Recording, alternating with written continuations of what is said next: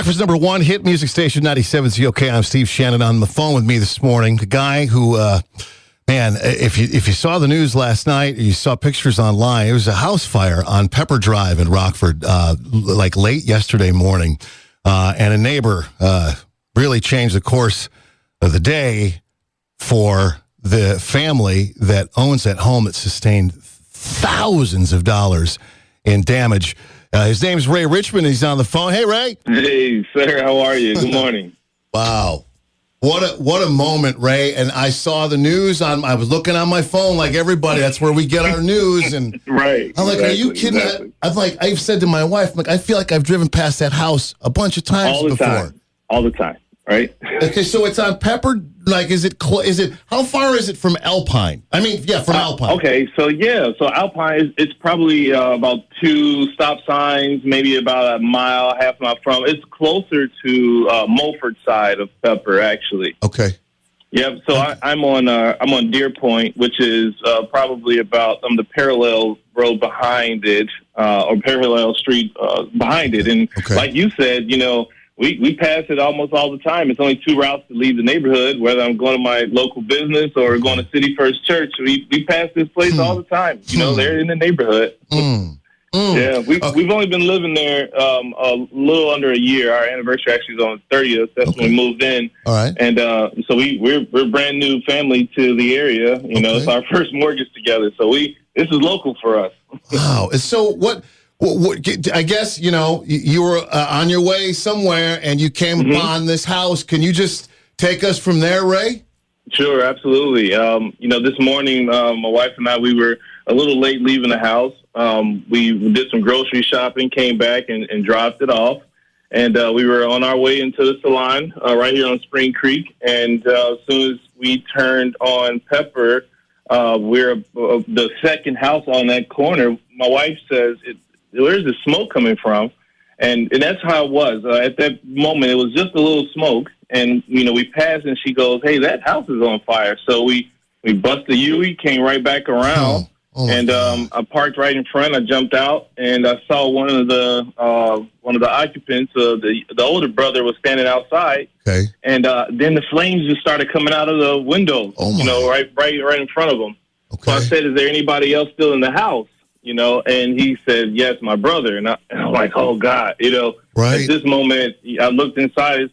Can't run in. It's too bad. It was, smoke and fire and flames, on the first floor. And I saw him up at the top window. Oh, my gosh. The bedroom. So, really, I just told him, I was like, dude, you got to come out, man. That's what I told him. I said, dude, you got to come out right here. I'm going to catch you. Just turn around. Oh, my gosh. And, Ray, wait, Ray, just a minute, man. My heart is so connected right at this moment. I just need a second to breathe. So you see in him standing this window, and you tell him, you got to come out this way. This is it. Yeah, this was it. It was no other way because at that moment, it was too cloudy downstairs in the first level. Right. And we could see inside the house, and I can see the fire, so it was too much to go inside. In fact, my wife hit me afterwards. She said it reminded her of an episode of This Is Us.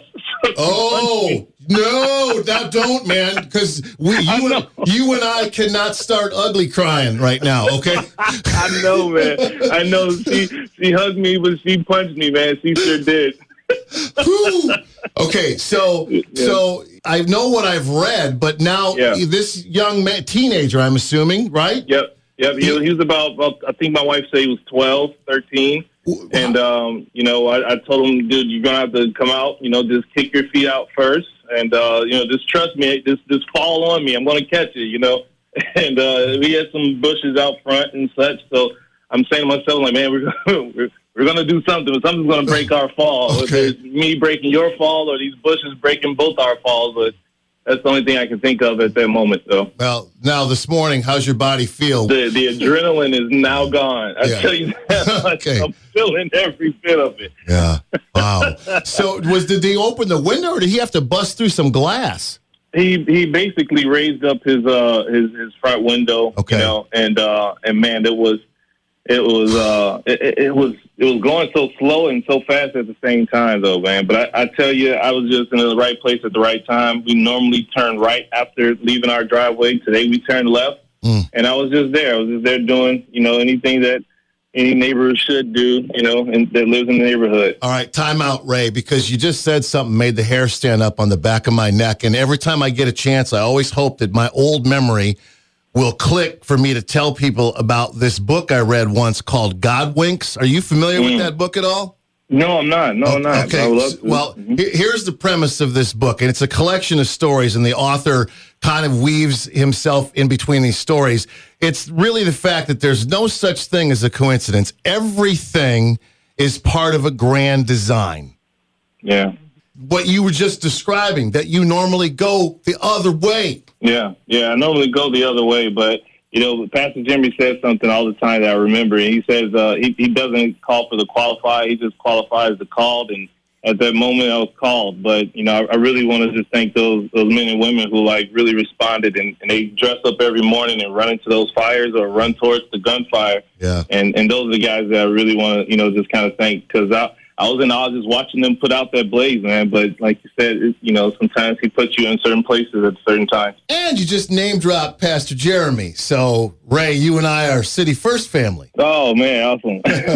Well, Ray, it's a pleasure talking with you this morning. Because your wife brought up This Is Us in that episode, make sure you just go get checked out, please, will you, man? Yeah, I'm on it. I'm on it at 9:30. I got an appointment 9:30 this morning to go get checked out by my local chiropractor in Belvedere. So I'm on route. Okay, all right. And you mentioned going to the salon. My wife and I, we own The Experience, which is on 6824 Spring Creek. Yes. We had the pleasure of taking over about a year ago. We also have a barbershop on Alpine and Harrison called Lux on Alpine. My buddy Kevin's there, and he owns it as a majority now. So we're local business owners. That's what I'm saying, Steve. This is normal. This is our neighborhood. Just trying to help out the neighborhood. Ray, thank you so much, man. God bless you. Have a tremendous day. Thank you, buddy. Take care. 97 ZOK.